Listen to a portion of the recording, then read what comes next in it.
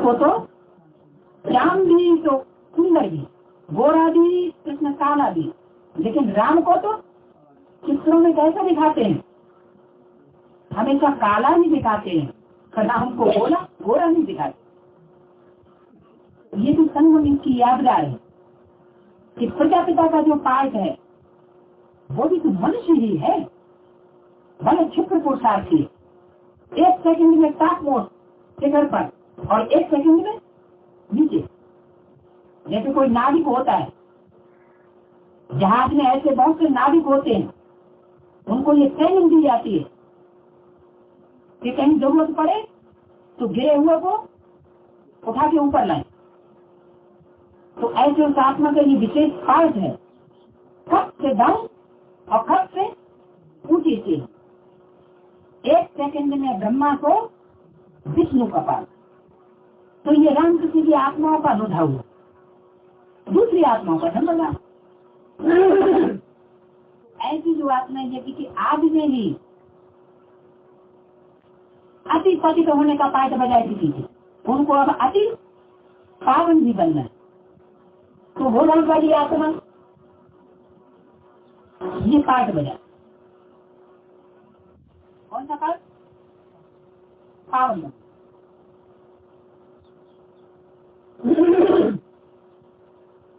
ये बात चल रही थी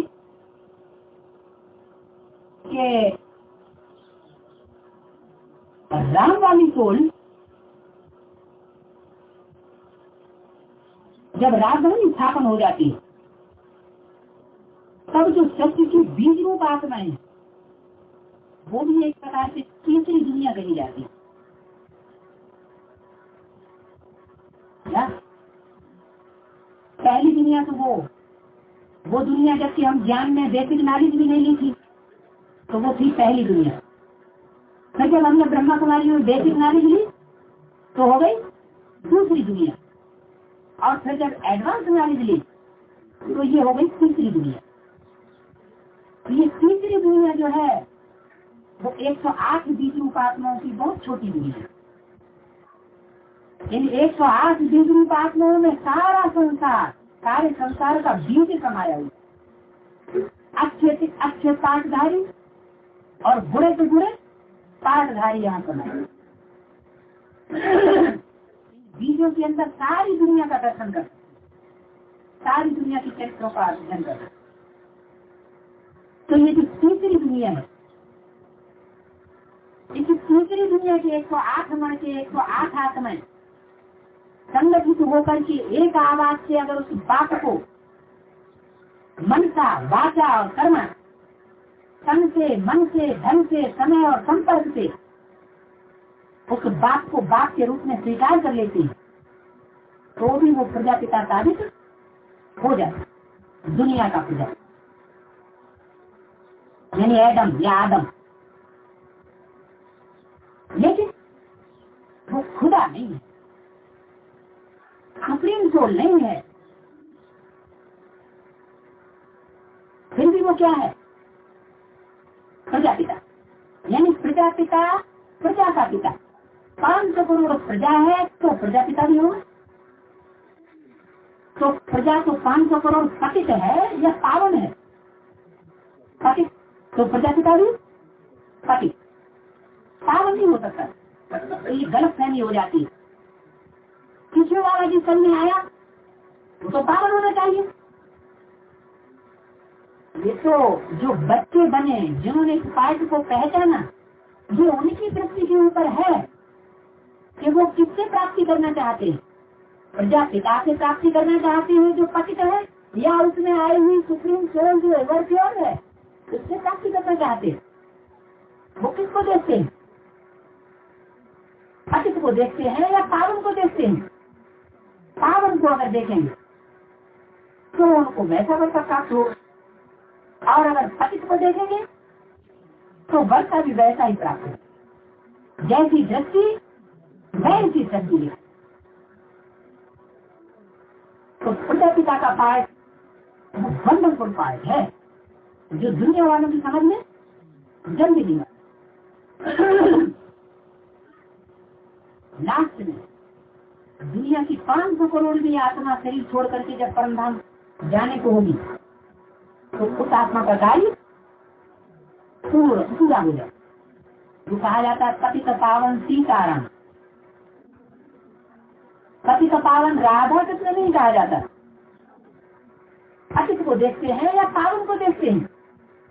पावन को अगर देखेंगे तो उनको वैसा वर्षा प्राप्त होगा, और अगर पतित को देखेंगे तो वर्षा भी वैसा ही प्राप्त होगा। जैसी दृष्टि वैसी शक्ति भी है। तो प्रजापिता का पाठ वंदनपुर पाठ है जो दुनिया वालों की समझ में जल्दी नहीं आता। लास्ट में दुनिया की 500 करोड़ भी आत्मा शरीर छोड़ करके जब परमधाम जाने को होगी तो उस आत्मा का कार्य पूरा हो जाए। जो कहा जाता है पतित पावन सीताराम, पतित पावन राधा कृष्ण नहीं कहा जाता। पतित पावन ब्रह्मा सरस्वती नहीं कहा जाता। पतित पावन लक्ष्मी नारायण नहीं कहा जाता। गायन क्या है? पतित पावन सीताराम। तो जरूर सीता और राम वाली आत्मा वही जाकर के सृष्टि के उद्धार का कार्य अंत तक करे। इसलिए पतित पावन सीताराम का गायन राम राज्य का गायन, कृष्ण राज्य का गायन नहीं है। नारायण राज्य का, ब्रह्मा राज्य का, शिव राज्य का गायन नहीं है। शिव तो विश्व का मालिक बनता है। विश्व का मालिक जो बनता है वो ही दूसरों को मालिक बनाए सकता है। तो परम पिता परमात्मा श्री ही उस तन के द्वारा हम बच्चों को विश्व का मालिक बना। अब सवाल ये रहा, जो बात चल रही थी शंकर का पाठ, तो शंकर का पाठ तो निश्चित साबित हो जाता है। ये कह सकते हैं कि शंकर का पाठ नहीं है, उसका अर्थ बता दिया कि उसमें पाठ बजाने वाली आत्मा तो शिव की है या ब्रह्मा की सोल। ब्रह्मा की सोल उसमें क्या पाठ बजाती है? जो कैसेट में उन्होंने गीत बजाए रखे हैं वो बजाने वाले खुद ही नहीं जानते किसका अर्थ क्या है। गूंजी विनाश की वाणी फिर भी कितनी कल्याणी। तो विनाश की वाणी जो गुंजाएगा, मुख से बोलेगा, वो कोई तो व्यक्तित्व होगा। दादा लेखराज वाले व्यक्तित्व के द्वारा तो ऐसी कभी भी कोई विनाश की वाणी गूंजी नहीं। लेकिन वही सोल किसी ब्राह्मण बच्चे में प्रवेश करके विनाश की वाणी गुंजाती। क्यों?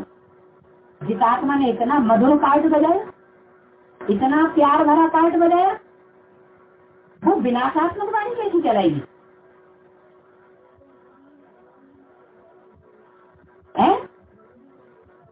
क्या लिखा है?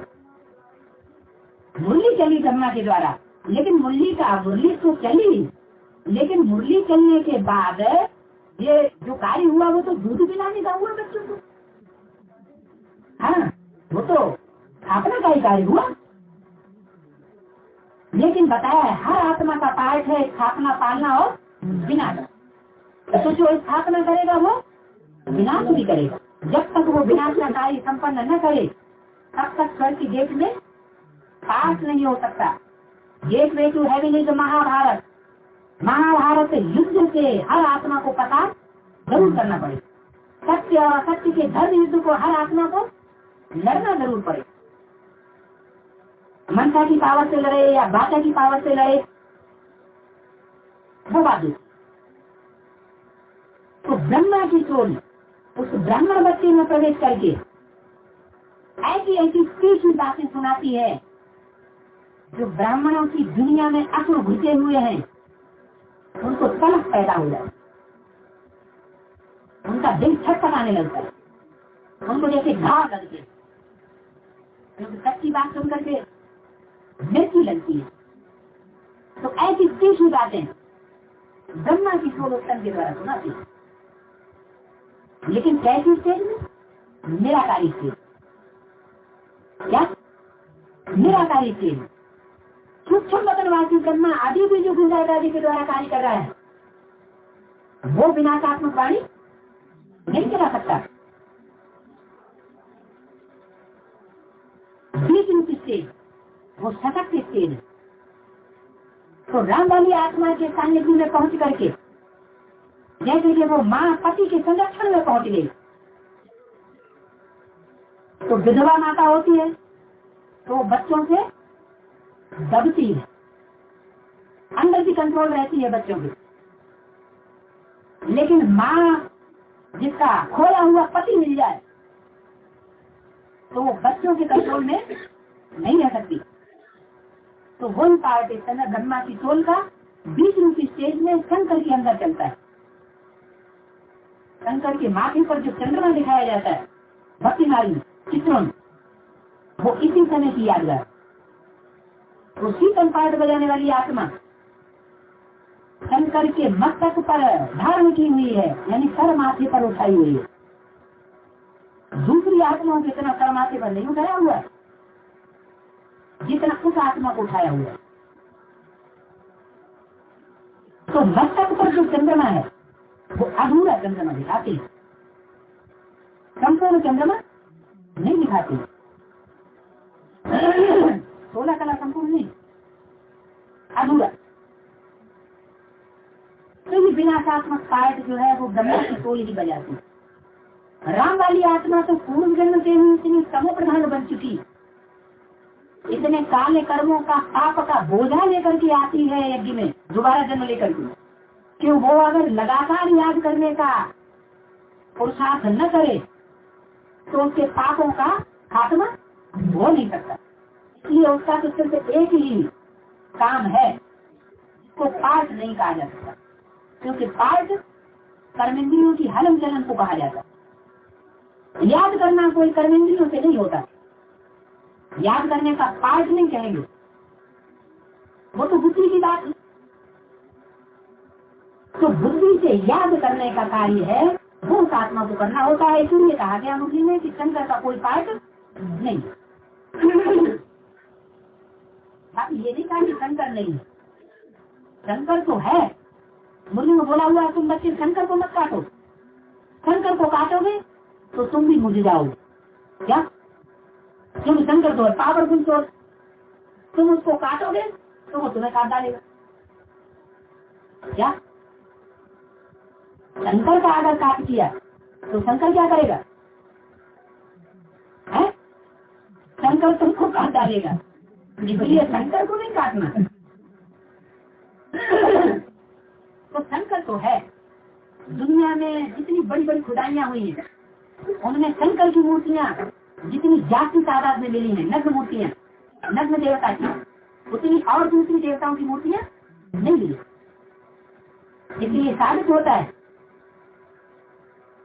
कि ये जो मूर्ति है वो तो कभी सारे संसार में माननीय रही है और अभी भी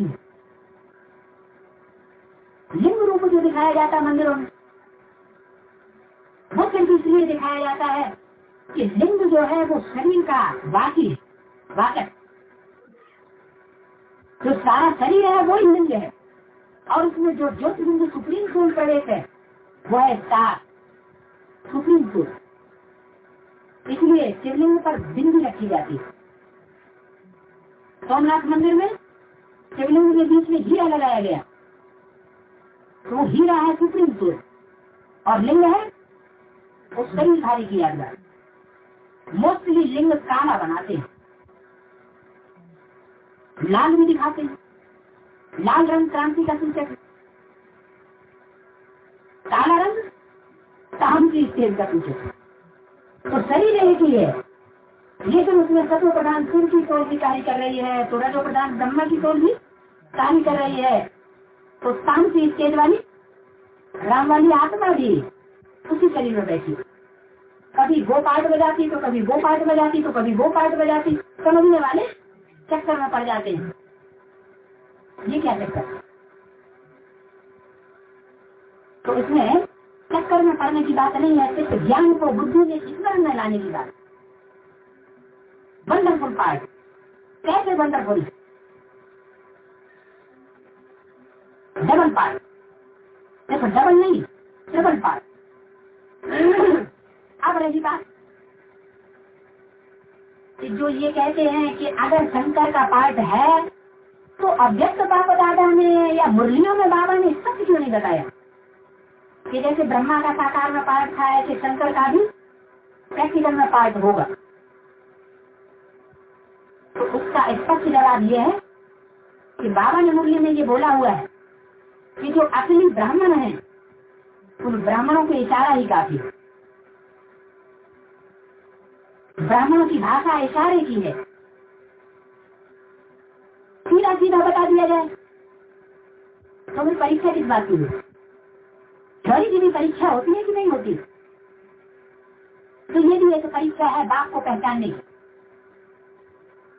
ये बाप की पहचान जैसे कि बहुत बड़ा सब्जेक्ट, इस सब्जेक्ट को पास किए बगैर याद की यात्रा भी संपन्न नहीं हो सकती। सहज राजयोग नहीं हो सकता है, जिंदगी को तो खींच के याद करना पड़ता है। सहज नहीं तो सहज नहीं होगा तो निरंतर याद भी नहीं होगा, और अगर सहज राजयोग नहीं हुआ निरंतर याद में हुई तो ऊंचा नहीं पाया जाता। तो ये बात यहाँ साबित हुई कि बाबा ने तो इशारे जरूर मुरलियों में दिए, एक नहीं ढेर इशारे दिए उस पार्टी के लिए। अब बच्चे समझे या न समझे उन इशारों को, क्योंकि बेहद का बाप बेहद के बच्चों से बेहद की बातें करते हैं। हद की दुनिया में बुद्धि लगाने वाले बच्चे उन बेहद के अर्थों को नहीं समझ पाते, वो बेहद की बातों का भी हद में ही अर्थ लगाते। बाबा ने कहा कि दुनिया में तुम जो भी चलन चलते हो, जो भी बात बोलते हो, जो भी देखते सुनते हो, उन सब बातों को अलौकिक में परिवर्तन करो। बच्चे नहीं कर पाते, कुछ पूर्वजन्मों का उनका हिसाब किताब ऐसा है। तो बाबा ने तो इशारे दिए हैं मुरली में, जैसे मुरली में बाबा ने बोला है एक दिन टेलीविजन भी निकलेगा, सब बच्चे तो देख नहीं सकेंगे। तो बहुत से बच्चे तो ब्रह्मा सरस्वती मनमोहनी दीदी की तरह सही नहीं छोड़ करके सूक्ष्म वतनवासी सूक्ष्म शरीरधारी बन जाएंगे। उनको शरीर धारण ही नहीं करना है, अपना छोड़ा किसी को प्रवेश करके पाठ बजाएंगे। तो सब बच्चे तो टेलीविजन देख नहीं सकेंगे, देखेंगे टेलीविजन में देखेंगे बाबा मुरली चला रहे हैं, टेलीविजन में देखेंगे बाबा मुरली चला रहे हैं। अब ब्रह्मा बाबा के समय तक तो टेलीविजन भारत में आया ही था, तो उस समय की तो बात ही नहीं हो सकती। बाद में ब्रह्मा बाबा ने शरीर छोड़ दिया तो टेलीविजन में बाबा कैसे मुरली चला रहे हैं? गुलजार दादी के द्वारा। गुलजार दादी को कोई बाबा कहा जा सकता है? नहीं। अगर बाबा कहा जाए तो फिर उनको ब्रह्मा भी कहा जाए, फिर तो धोती कुर्ता पहना के बैठा लो। लेकिन नहीं, परमात्मा का जो पार्ट है वो असली पार्ट जो बाप के रूप में प्रत्यक्ष होता है, वो मुरलियों में भी ढेर ऐसी महावाक्य हैं जिनसे वो पार्ट साबित होता है। अव्यक्त वाणियों में भी ढेर महावाक्य हैं जिनसे वो पार्ट क्लियर हो जाता है। जैसे बोला है घबराओ मत, बैकबोन बाप दादा सामना करने के लिए किसी व्यक्त तन द्वारा समय पर प्रत्यक्ष हो ही जाए। घबराओ मत, ये आश्वासन किसको दिया? जरूर कोई बच्चे हैं जो घबरा रहे हैं, बड़े बड़े महारथियों की ऊपर नीचे की चलन देख करके उनको घबराहट पैदा होती है, कैसा स्वर्ग स्थापन हो रहा है। तो उनको बाबा ने आश्वासन दिया घबराओ मत, बैकबोन बाप दादा। जैसे रीढ़ की हड्डी होती है, हड्डी तो पीछे होती है और व्यक्ति सामने होता है। वो व्यक्ति जो सामने दिखाई पड़ रहा है, अगर उसकी रीढ़ की हड्डी निकाल दी जाए तो वो खड़ा रह सकेगा? नहीं खड़ा रह सकता। इसी तरीके से बाप और दादा बैकबोन के रूप में कार्य कर रहे हैं। क्या अभी बैकबोन बाप दादा बैकबोन के रूप में कार्य, यानी पीछे से तो शिव की और ब्रह्मा की शक्ति उस ब्राह्मण बच्चे में कार्य कर रही है। लेकिन सामने वो व्यक्ति दिखाई पड़ रहा है जो ना के बराबर, क्योंकि साधारण पाए, साधारण रूप, लेकिन उसके पीछे जो बैकबोन है पावरफुल, उसको कोई देख नहीं सकता। तो बैकबोन बात का सामना करने के लिए, सामना किसका किया जाता है? दोस्तों का या दुश्मनों का? दुश्मनों का सामना। तो ब्राह्मणों की दुनिया में बाप दादा किसका सामना करने की बात कर रहे हैं?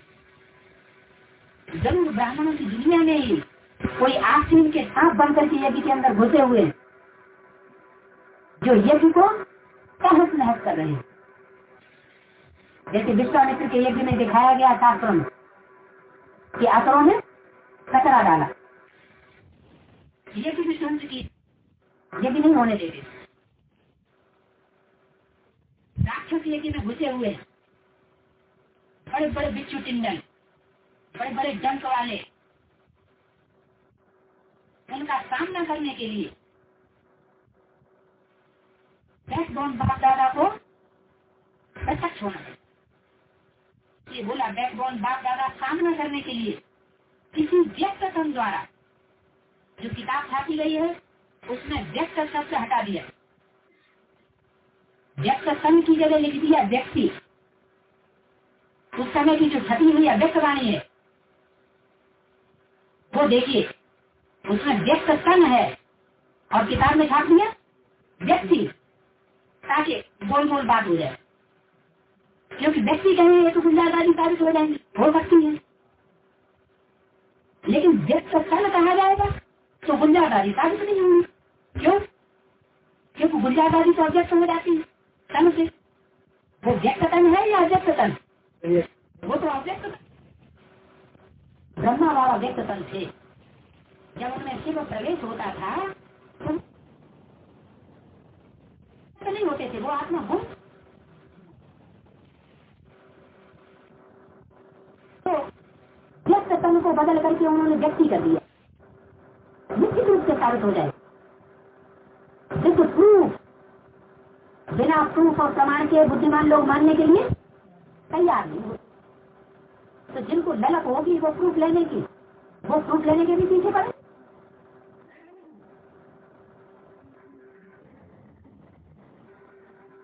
बात के प्रूफ, किस बात के प्रूफ लेंगे? बाप को प्रत्यक्ष करने वाले बच्चे किस बात के प्रूफ लेंगे? 74-75 में बाप वैसे असुरों का सामना कर रहा था यज्ञ के अंदर, इस बात के प्रूफ लेंगे।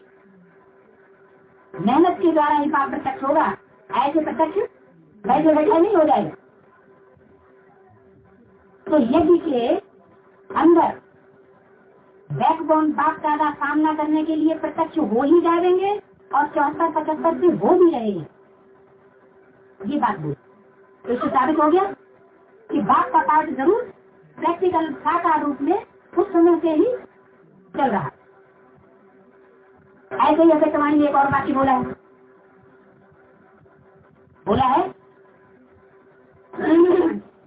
बाप साकार से आकारी बना।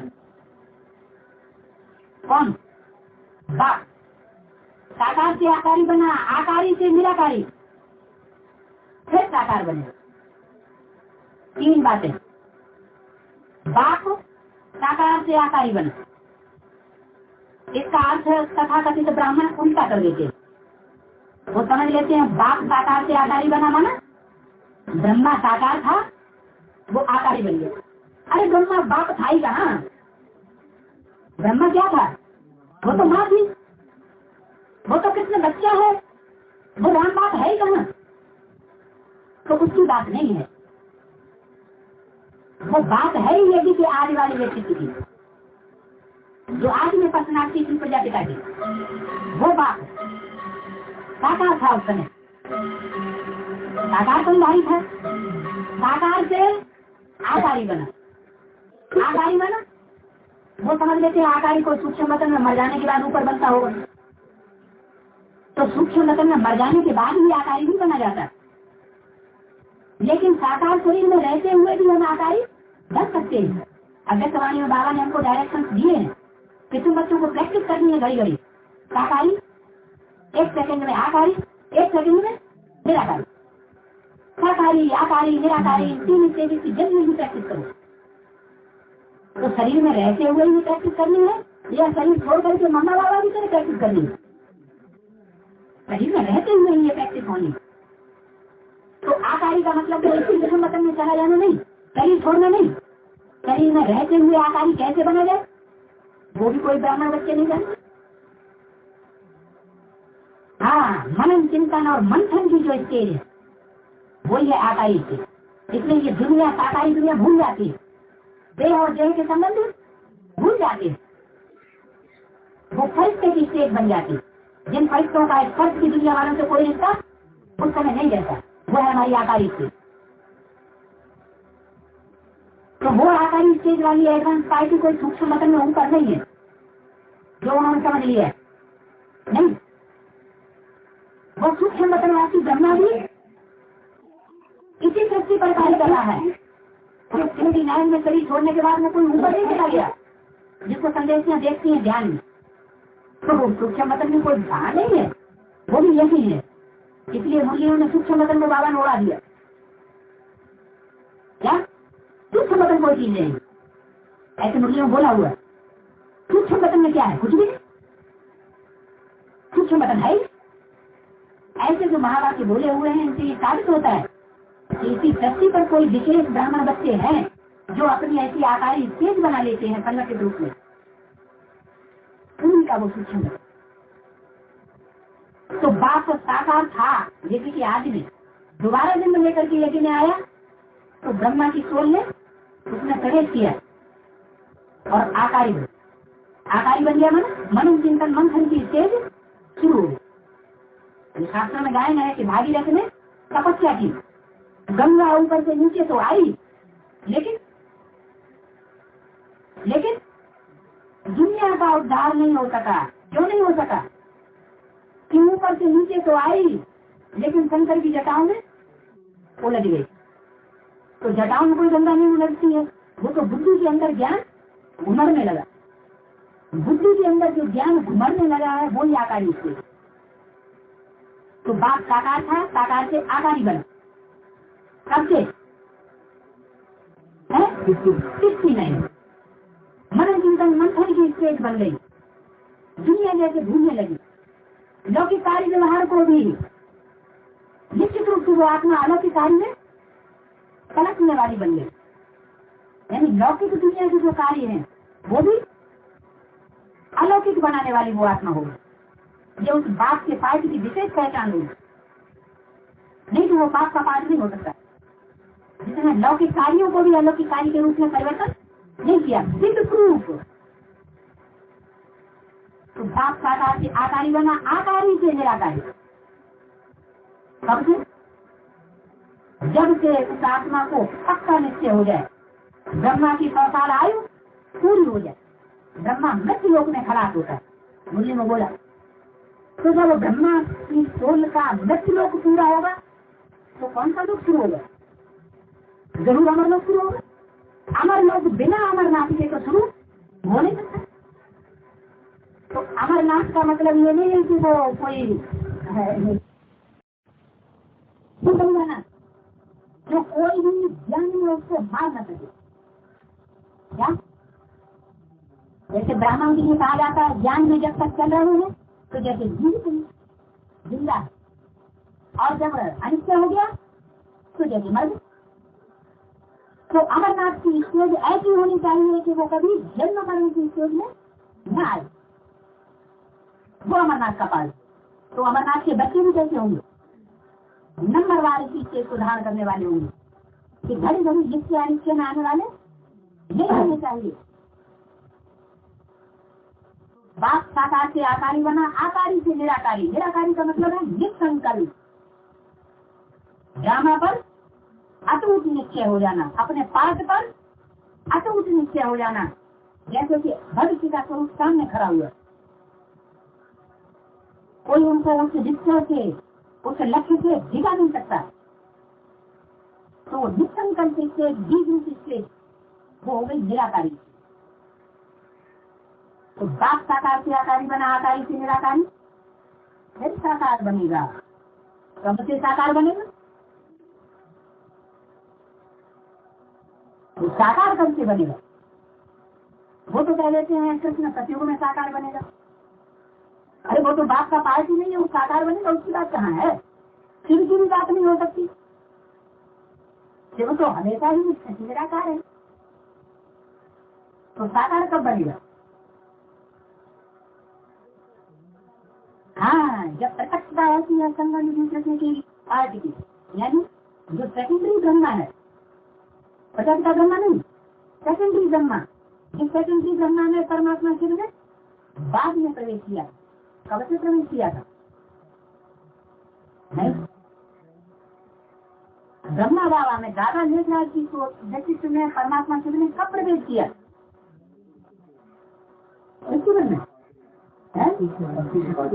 हाँ, जब पाकिस्तान बना, हिंदुस्तान पाकिस्तान का बंटवारा हुआ, तो उस समय सब सिंध हैदराबाद की बांधेली गोपियां उठ करके कराची में आ गई, और उस समय बाबा ने मुरली चलाना धारा प्रवाह से शुरू कर दी। जब इकट्ठे ही नहीं थे तो किसके सामने मुरली चलाएंगे? कराची में बाबा अकेले गए, तो वहां अकेले थोड़ी देर से मुरली चलाई जाएगी। बाद में ब्रह्मा के तन में प्रवेश करके जब सारा संगठन वहां इकट्ठा हो गया, तो परमात्मा शिव ने उनमें प्रवेश करके मुरली चलाना। खाने वाला भी मौजूद था और लिखने वाला ब्रह्मा था, परमात्मा शिव का उनमें प्रवेश नहीं होता। प्रवेश कब से हुआ? जब से मुरली चलाई।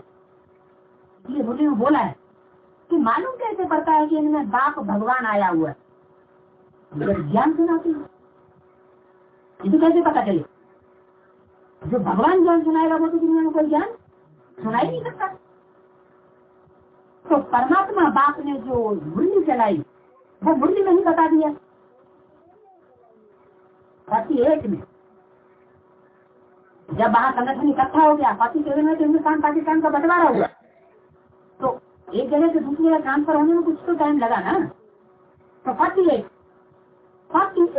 में ब्रह्मा की एज उस समय कितनी होनी चाहिए? दादा लेखराज की एज कितनी होनी चाहिए? कितनी है? बाल अवस्था में प्रवेश करता हूँ, तो 48 में 40 है तो और एड कर दीजिए 88। तो 88 पूरा होना और कृष्ण की सोल 100 साल पूरे कर जाते, यानी ब्रह्मा के 100 साल पूरे हो जाते, मृत्यु लोक उसका समाप्त हो जाए। ब्रह्मा की आय मृत्यु लोक में खलास होगी, ऐसा मुझे बोला है। तो जब 88 में ब्रह्मा सेकेंडरी की भी आय समाप्त हो गई, तो उसका मृत्यु लोक समाप्त हुआ, फिर वो कहाँ से मिलेगा? अमर लोक, यानी वो आत्मा उस व्यक्ति के द्वारा प्रत्यक्ष होना शुरू हो जाए। कब से? 89 से। हाँ, 88 से भी, लेकिन 89 की शिवरात्रि जो है वो विशेष कृष्ण की प्रत्यक्षता की रात्रि है, इसीलिए बोला हुआ है मुरली में कि कृष्ण का जब जन्म होता है तो जैसे बिजली की कौन जाती, जैसे रात के अंधेरे में बिजली कौंधती है, तो एक बार तो चारों तरफ रोशनी रोशनी, फिर अंधेरा। तो ऐसे ही उस समय कुछ हुआ ब्राह्मण की संगम की दुनिया में। बड़े बड़े महारथियों के दिलो दिमाग के अंदर बिजली की कौन गई। 89 क्या 89 कृष्ण कोई अकेला थोड़ा ही प्रत्यक्ष होगा है? नव माने 9 आत्मा होती है इकट्ठी 89। तो कृष्ण की सोल उसी ब्राह्मण बच्ची के द्वारा प्रत्यक्ष हो जाती है साकार में। तो बाप साकार से आकारी बना, आकारी से निराकारी, फिर साकारी। ये महावाक्य उस प्रजापिता वाले व्यक्तित्व के लिए जो दूसरा जन्म लेकर के यज्ञ में आती है, उसी के लिए था। तो ऐसे ढेरों महावाक्य हैं अव्यक्तवाणियों में भी, मुरलियों में भी, जिनका अगर संग्रह किया जाए तो वो जो पार्ट है शंकर का पार्ट, या जो नया पार्ट है परमात्मा का, वो निश्चित रूप से साबित हो जाता है। कोई इसे इनकार नहीं कर सकता, उनके पास जवाब नहीं है।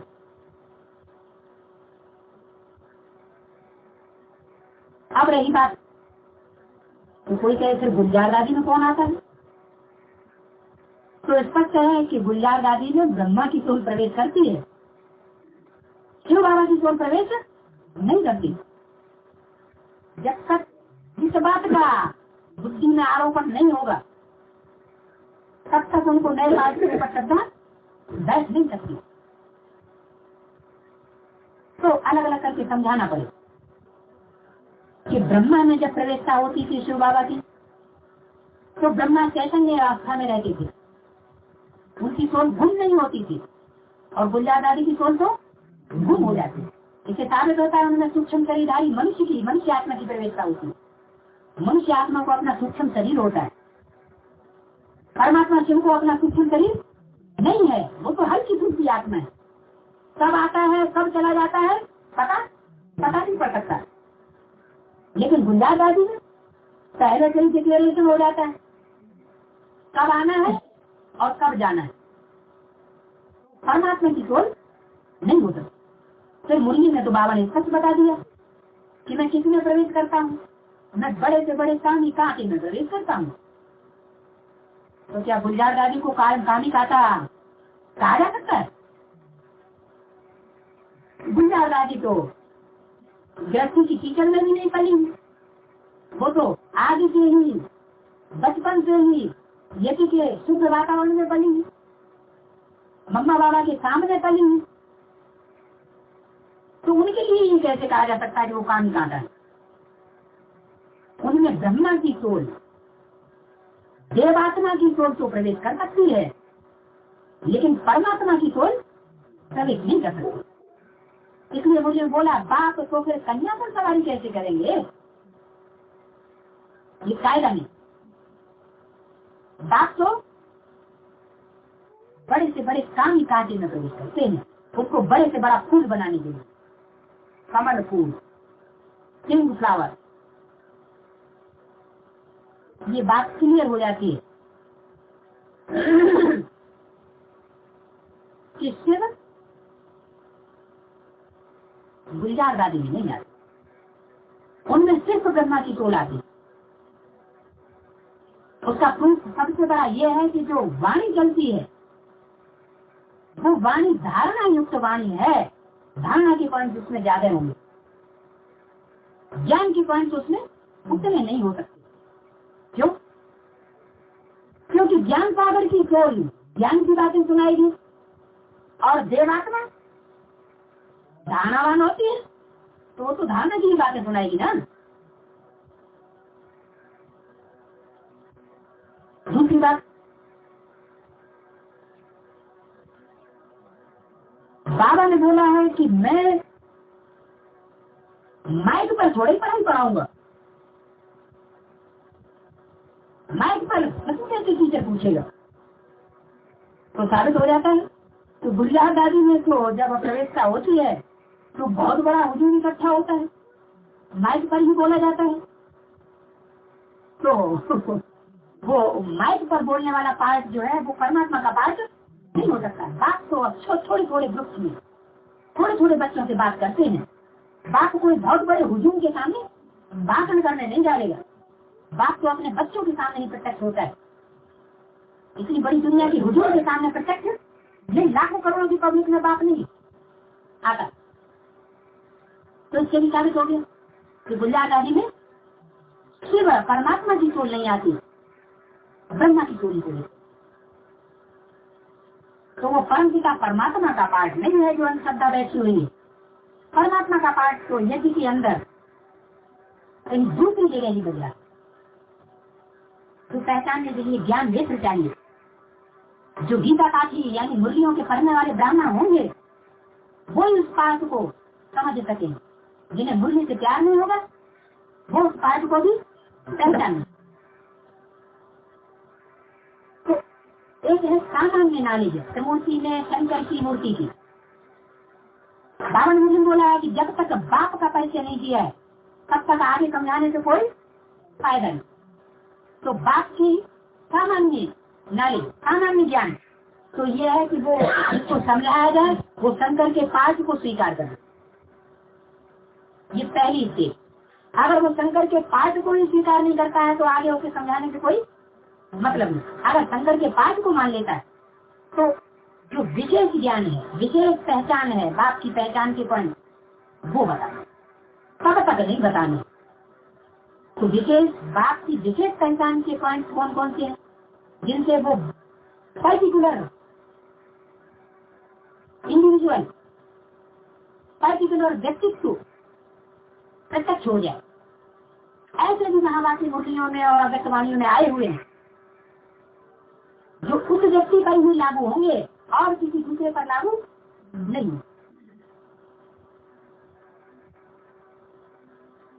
क्या और किसी दूसरे पर लागू हो ही नहीं सकते। जैसे जन्म के बारे में, ब्राह्मणों का 2 प्रकार का जन्म है, एक तो लौकिक जन्म और दूसरा अलौकिक जन्म। तो लौकिक जन्म जो है उसके बारे में बाबा ने कहा दिया, उस व्यक्तित्व के बारे में बाबा ने बोला हुआ है। परंपरावाद के लोग मालिक को बहुत मानते हैं। अरे दुनिया में इतने विकसित हैं, जिसके इतने दिनों में सिर्फ परंपरावाद का ही नाम क्यों लिया? परंपरावाद के लोग मालिक को मानने वाले हो गए और दुनिया में कोई भगवान को नहीं मानता क्या? लेकिन यहाँ भगवान को मानने की बात नहीं कही, मालिक को मानने की बात कही। तो बताया कि विश्व का मालिक जरूर कोई साकार ही होगा, निराकार तो विश्व का मालिक हो न सके। तो इसका मतलब सुप्रीम सोल की बात नहीं है, जरूर कोई साकार व्यक्तित्व है जो विश्व का मालिक बनता है और वो फर्कवाद का रहने वाला जरूर हो, ये साबित हो। घर का, फिर मुझे बोला घर का मालिक तो बाप ही होगा, बच्चों को बच्चे ही कहेंगे। जब बच्चे बड़े होते हैं, बच्चे पैदा करते हैं, तब उनको बाप कहा जाता है। तो अब यहाँ कोई लौकिक पैदाइश की तो बात है ही नहीं। यहाँ तो अलौकिक वारसदार बच्चे पैदा करने की बात है, जो 108 रुद्रमाला की या विजयमाला के विशेष रत्न है, उन वारसदार बच्चों को निकालने की बात है। तो जब उन बच्चों को वो निकालने वाला व्यक्तित्व संगठित रूप में साबित हो जाता है तो वही व्यक्तित्व विश्व का मालिक साबित हो जाता है। तो मुरली ने स्पष्ट कर दिया, कोई एक वाक्य में नहीं, मुरलियों में कई जगह ऐसे महावाक्य आए हुए जो फर्कवाद के मालिक के प्रति बोले गए। तो उससे ये क्लियर हुआ कि विश्व का मालिक बनने वाला जरूर कोई फर्कवाद का व्यक्तित्व होना चाहिए। अच्छा, अब फर्कवाद में भी जय ब्रह्मा कुमार, तो यहाँ तो एक संगठन ऐसा भी है एडवांस पार्टी का गिना जाता है जो 2 बस में भर के माउंट आबू ले गया था 2-3 साल पहले कन्नौज साइड में। वो भी अपनी वाणी चलाते हैं, वो तो छोटे मोटा वाणी चलाते हैं, मुरली पढ़ते भी नहीं। तो बड़ा घपला हो गया। फर्कवाद में कहाँ ढूंढे विश्व के मालिक को? चलो फर्कवाद है, लेकिन फर्कवाद में भी तो ढूंढना बड़ा मुश्किल। तो दूसरी पहचान भी बताई, अलौकिक जन्म। बाबा ने बोला हुआ है सोमनाथ मंदिर के बारे में। सोमनाथ मंदिर की स्थापना कौन करता है? राजा विक्रमादित्य। तो शूटिंग पीरियड में भी तो कोई सोमनाथ मंदिर की स्थापना करने वाला होगा ना। वो कौन हुआ? ब्रह्मा। तो ब्रह्मा की सोल ने अपने जीवन काल में मधुबन की धनराशि लगाकर सिर्फ एक ही सेवा केंद्र खोला था। कौन था? अहमदाबाद का पालड़ी सेवा केंद्र। तो वो अहमदाबाद का पालड़ी सेवा केंद्र जो बाबा ने अढक धन संपत्ति बैंक बैलेंस बना करके खोला था, तो सोमनाथ मंदिर साबित हो जाता है। सागर के कंठे पर, ज्ञान सागर मधुबन, और उसका कंठ था किनारा, किनारे का सेवा केंद्र वही था। अभी तो छोटे छोटे सेवा केंद्र और भी पास में खुल गई, लेकिन उस समय जो सबसे नजदीक का सेवा केंद्र था वो अहमदाबाद। वो सोमनाथ मंदिर तो साबित होगी। लेकिन मुरली में बताया हुआ है सोमनाथ का मंदिर बनाते हैं तो मंदिर बनाने वाले को जरूर कुछ प्राप्ति हुई होगी सोमनाथ से, नहीं तो मंदिर क्यों बनाते हैं? यादगार मंदिर क्यों बनाते हैं? जरूर कोई प्राप्ति हुई होगी। तो प्राप्ति की बात तो अभी बताई कि यदि के आदि में ब्रह्मा की सोल को माना राजा विक्रमादित्य की सोल को उस व्यक्ति से कोई विशेष प्राप्ति हुई थी। अलग को मिला अल्लाह, देह को मिली बादशाही, सारे यज्ञ की सारी बादशाही किसको मिली? ब्रह्मा को मिली। उसको तो सिर्फ अल्लाह ही अल्लाह मिल गया। तो बिंदु को बच्चे याद करते रहे। प्राप्ति किसको हुई? ब्रह्मा को। तो जिसको प्राप्ति हुई, जब मम्मा ने शरीर छोड़ दिया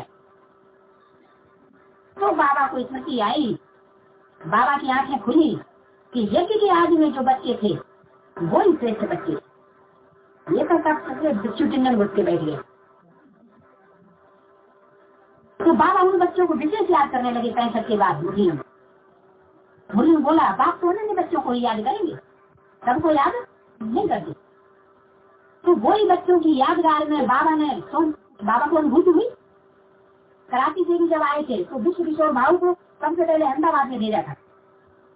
जाओ देखिए आओ वहाँ कोई बंगला मिले तो वहाँ अड्डा जमाए। लेकिन गुजरात का तो लास्ट तो फास्ट जाने का पास था। सब जोन में सेवा केंद्र खुल गए, लेकिन गुजरात में कोई सेवा केंद्र 65-66 तक नहीं खोला जा सका। कोई गुजरात में सर्विस नहीं हुई। लास्ट में जब मम्मा ने शरीर छोड़ दिया तो 66 में पहला सेवा केंद्र गुजरात का पाली सेवा केंद्र खुला, सोमनाथ मंदिर। तो उसके लिए मुरली में बोला हुआ सोमनाथ के साथ जरूर सोमनाथ में भी होगी। क्या सोमनाथ मंदिर होगा तो सोमनाथ में भी जरूर हो। तो इसका मतलब बाबा ने इशारा दे दिया कि वहाँ से सोमनाथ और सोमनाथनी, सोमरस देने वाली दोनों ही मूर्तियां प्रत्यक्ष होनी चाहिए, जो संसार को सोमरस यानी ज्ञान का रस देती। बाबा की अनुभूति हो चुकी है। क्योंकि कोई मंदिर बनाया जाता है तो उसमें बाद में मूर्तियां भी स्थापित की जाती है। ये कहाँ की यादगार? ये भी संगम की यादगार। तो बाबा ने उन मूर्तियों को वहाँ स्थापन भी किया, कराया। सोमनाथ के साथ जो सोमनाथनी है वो अलौकिक जन्म लेने वाले कोई ब्राह्मण बच्चे हैं जो पाली सेवा केंद्र के जन्म लेते हैं, वो उनका अलौकिक जन्म।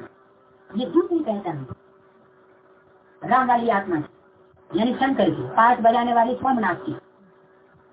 सोमनाथ नाम है ना, तो सोमनाथ नाम है तो जरूर कोई शरीरधारी भी होगा। मेरा नाम तो शिव ही है, वो कभी बदलता नहीं। मेरे तो बिंदु का नाम शिव है। सोमनाथ जी तो कितना श्रृंगार करते हैं, तो श्रृंगार साकार का होता है निराकार का?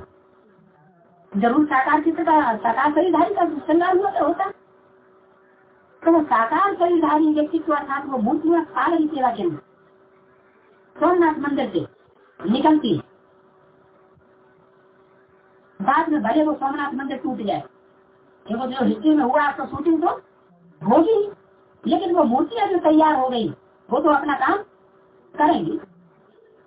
तो ये दूसरी पहचान, सशक्त पहचान है कि उनका अलौकिक जन्म वर्ण से होना चाहिए। अब ये भी मुसीबत, बाहर जाने कितने स्टूडेंट 66 से वो सेवा केंद्र खुला है और वहां से जाने कितने बार ज्ञान देने करके निकले। कैसे पहचाना जाए कौन है क्या है? तो फिर बाबा ने आज की भी बात बताई। एक क्या यानी मुरली में पूरा हुलिया बता दिया। क्या कुछ जानवर खरीदते हैं तो कागज में क्या चीज लिखी जाती है? पूरा हुलिया लिखा जाता है। तो ऐसे ही बाबा ने मुरलियों में उस पार्ट का सारा हुलिया लिख दिया है। सिर्फ उसको समझने की दरकार है। एक भी बता दी मुरली में बोला हुआ बाप तो अनन्य बच्चों को ही याद करेंगे, सबको याद नहीं करेंगे। अनन्य का मतलब अन्य, यानी अन्य माने दूसरे, उन जैसे जो दूसरे न हो, उन बच्चों के जैसे दूसरे बच्चे न हो, ऐसे सारधारी बच्चों को याद करते हैं। तो यज्ञ के आदि में वो बच्चे जो थे इनके लिए बोला हुआ है मुरली चलाती थी, टीचर बनकर के बैठती थी। कोई अकेली राम वाली आत्मा ही नहीं थी, कोई माता भी थी। तो दो मूर्तियां हुई ना। तो उनकी एज के बारे में भी बताया हुआ, बोला हुआ है। कोई 20 कोई 25 वर्ष के हो गए होंगे। उन बच्चों को संदेशियों में बुलाते थे, उनको कितना समझाते थे, फिर भी तुमने नहीं माना। अब तुम पदभ्रष्ट हो गए। कोई 20 कोई 25 वर्ष के हो गए। तो जब ये वाक्य मुरली में बोल दिया, तो जिस संघ में ये वाक्य बोला गया उस संघ में से 20, 20 और 25 ईयर माइनस कर दिया। तो स्पष्ट है कि उन बच्चों की याद तो बाबा ने मम्मा की शरीर छोड़ने के बाद ही की। तो या तो 66 में ये वाक्य बोला गया या 67 में बोला गया। तो 67 में से 20 ईयर माइनस करिए और 25 ईयर माइनस करिए, कौन सा ईयर आता है? एक 47, एक 42। यानी वो आत्माएं यज्ञ में 42 और 47 के बीच उनको शरीर छोड़ना चाहिए। यज्ञ से वो आत्मा चली गई थी। तो जब चली गई शरीर छोड़ करके, तो बाबा कहते हैं आत्मा यहाँ शरीर छोड़ती है, वहां जन्म ले लेती। तो 82 में उसका बर्थडे होना चाहिए। और सीता वाली आत्मा का या पार्वती वाली आत्मा का 47, 48 के आसपास होना चाहिए। तो क्लियर हो गया कि 42 में जिस आत्मा का जन्म होगा, जिस ब्राह्मण का, अब चल रहा है 91। तो कितने साल का हुआ है? 49 ईयर। इतनी एज होनी चाहिए लौकिक उम्र, लौकिक आयु। ये क्लियर हुआ। अब इस उम्र के तो पता नहीं जाने कितने लोग होंगे। तो ब्राह्मणों की दुनिया में इस उम्र के लोग अगर इकट्ठे किए जाए तो ढेर सारे निकलेंगे। हाँ, तो फिर ये तो फिर घपला हो गया।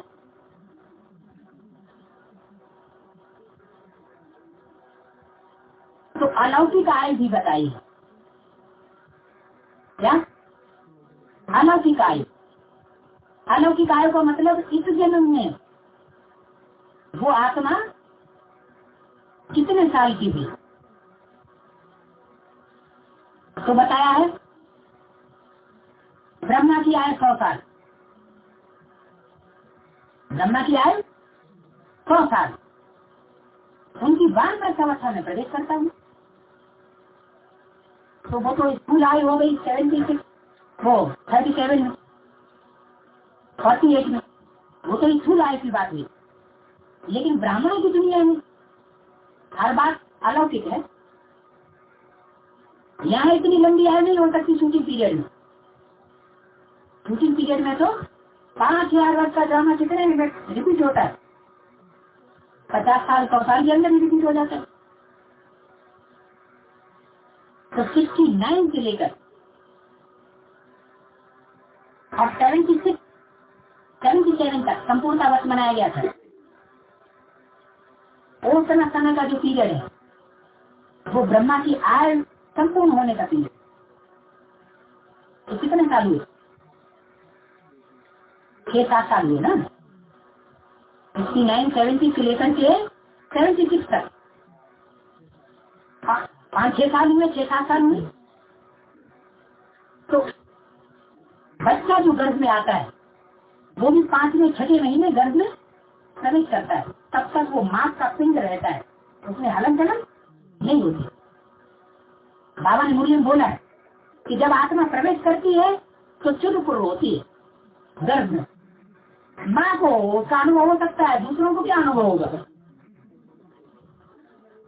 तो जो यज्ञ माताएं यज्ञ के अंदर है यक्षी, तो 76 में उन यज्ञ माताओं को उस चुरपुर का अनुभव हुआ होगा और दूसरों को यह अनुभव नहीं हो सकता। अनुभव हुआ चुरपुर में हरकत करना। तो 76 में बाप की प्रत्यक्षता वर्ष मनाया गया। कौन सा वर्ष मनाया गया? बाप का प्रत्यक्षता वर्ष। क्या 76 से पहले कभी बाप को प्रत्यक्ष करने की सेवा नहीं हुई थी? या 76 के बाद कभी बाप को प्रत्यक्ष करने की सेवा नहीं हुई? 76 को ही प्रत्यक्ष का वर्ष क्यों घोषित किया गया? तो जरूर वो बाप का पाठ बजाने वाली आत्मा 5-6 साल पूरे करने के बाद गर्भ में प्रवेश करेगी। यज्ञ माताओं के बुद्धि की गर्भ में प्रवेश कर जाए। बाप, वो बाप प्रत्यक्ष हुआ, विश्व का बाप। वो है असली शिव जयंती का पीरियड। विदेशी लोग रात्रि के 12 बजे शिव जयंती मनाते हैं और स्वदेशी लोग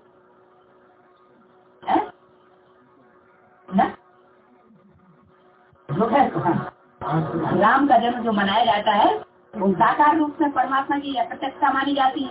भारतवर्ष में शिव की जयंती नहीं मनाते हैं, उसको कहते हैं शिवरात्रि। जयंती कहते हैं कृष्ण की अथवा राम की। तो राम बाप का जो जन्म है दोपहर के 12 बजे मनाया जाता है। मतलब क्या हुआ? ये रात्रि के 12 बजे था घोर अंधियारा 76 में, जबकि ब्राह्मणों की दुनिया में घोषणा हुई थी 76 में दुनिया का विनाश हो जाएगा। तो इतना ब्राह्मणों की बुद्धि में घोर अंधियारा समाया हुआ था कि उन्होंने ये नहीं पहचान पाया कि ये कौन से विनाश की बात की है बाबा ने। उन्होंने हद का विनाश होना चाहिए। ये तो बेहद के ब्राह्मणों की संगति में दुनिया के विनाश की बात की। तो ब्राह्मणों की संगति में दुनिया में बेमिटन शुरू हो जाएगा। तो हो गया, 2 पार्टियां हो गई, माने बेमिटन हो गया। जो आशा है कि एक धर्म, एक राज्य, एक भाषा स्थापन करेंगे, वहां तो 2 भाषाएं होगी, 2 राज्य हो गए, 2 धर्म हो गए। तो सतयुग कैसे स्थापन हुआ? तो कहने का मतलब ये हुआ कि 76 से वो आत्मा गर्भ में प्रवेश कर जाती है और फिर प्रत्यक्ष कब होती है? संपूर्णता वर्ष 77 से लेकर 80 तक। बाप का कार्य कहाँ करना चाहिए? बाप का काम है, आखिरी काम है राजधानी स्थापन करने का। तो राजधानी का फाउंडेशन कहाँ पड़ेगा? तो दिल्ली में राजधानी का फाउंडेशन 76 से लेकर के 80 तक उस आत्मा के द्वारा डाल दिया। वो बाप जो विश्व का बाप के रूप में प्रत्यक्ष होना है वो वहीं से प्रत्यक्ष होने लगा। लेकिन ये बाप की प्रत्यक्षता है। बाप कभी अकेला प्रत्यक्ष नहीं होता, बाप बच्चों के द्वारा प्रत्यक्ष होता। क्या ये कैसे हो सकता है कि फादर सोच सन न करे, सन सोच फादर, फादर सोच सन? तो बाप पहले अपने को प्रत्यक्ष करेगा कि बच्चे को प्रत्यक्ष करेगा? बाप ज्यादा पावरफुल या बच्चा ज्यादा पावरफुल? बाप ज्यादा पावरफुल तो बच्चे को पहले प्रत्यक्ष करेगा। तो वो 76-77 में जो प्रत्यक्षता होती है वो ना के बराबर होती। वो प्रत्यक्षता नहीं होती जब तक कृष्ण बच्चा प्रत्यक्ष न हो।